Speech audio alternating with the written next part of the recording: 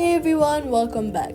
If the Barclays app starts having issues after an update, this is often caused by compatibility or installation problems.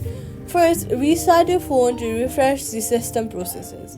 Open your App Store, then confirm that the update completed successfully. Check if your phone's operating system needs an update to support the new app version. After that, on Android devices, clearing the Barclays app's cache can help fix post-update problems.